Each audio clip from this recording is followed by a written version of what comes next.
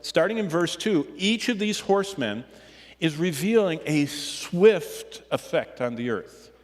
Now, the emphasis is not on the horseman. It's not like each of these, there's not this red man coming and this pale green man coming and this black man coming and this white man coming. It's the horse, and the rider was a picture of this rapid sweep through the earth. And each of these horsemen symbolizes and communicates this unleashing across the world of something. So verse 2, the white horse is the rapid spread of a false, temporary, deceptive peace. You say, how do you know that? Because I'm going to show you in a moment, Jesus actually outlines what John is writing about in Matthew 24. And Jesus describes what's going on with this white horse. If you go to verse 4, red is for the rapid global spread of warfare and bloodshed with the red horse. Black in verse 5, the black horseman, is for the rapid global spread of famine. They work all day and they get a quart of wheat. And remember, in Bible times, the man went out and worked, and he brought back for his whole family a quart of wheat. Can you imagine the starvation and hunger when entire families live an entire day on a quart of wheat? And it's just speaking of famine and scarcity that just sweeps across the earth. And finally, in verse 8, this pale green one has the gangrenous color of death. And through a rapid global spread of pestilence, death comes.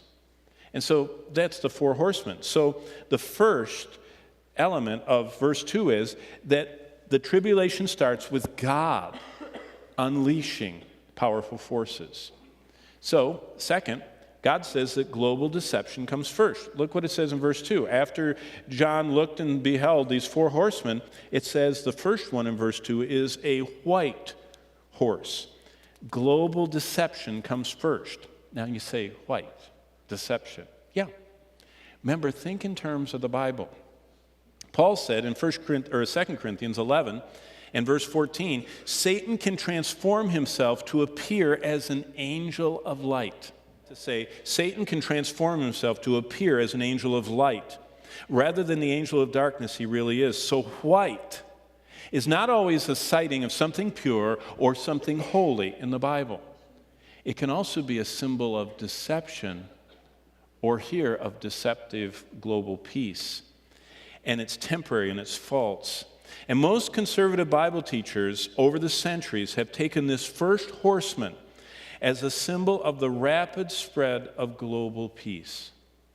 That finally, Jesus, who came as the Prince of Peace, remember, he was supposed to be the wonderful Counselor, Mighty God, Everlasting Father, and Prince of Peace. And he comes and is rejected. So this man that Satan energizes says, I am the Christ that you've all heard about and you've had confusion about, but I'm bringing peace. And it just spreads. It's unleashed. It's called forth by God, this peace, to launch the tribulation. And God says global peace is what mankind has always wanted, so God gives them what they want. And through a series of deceivers, the chiefest of whom becomes the Antichrist. You say, becomes the Antichrist? Yes. Did you know Satan has always had a man in the wings to be the Antichrist? You realize the Antichrist is not a super person of themselves. It's the power of the mightiest being God ever created completely working through them. It's the first time God's going to allow Satan to channel his incredible power directly through a human. And this person can be one of the most insignificant. People all over the world are wondering what the Antichrist looks like, and is he kind of like an Ivy Leaguer and a Mensa scholar, and he's going to win all these awards in elocution. He's probably a dodo, is what he is, because all it takes is a body that Satan can speak through.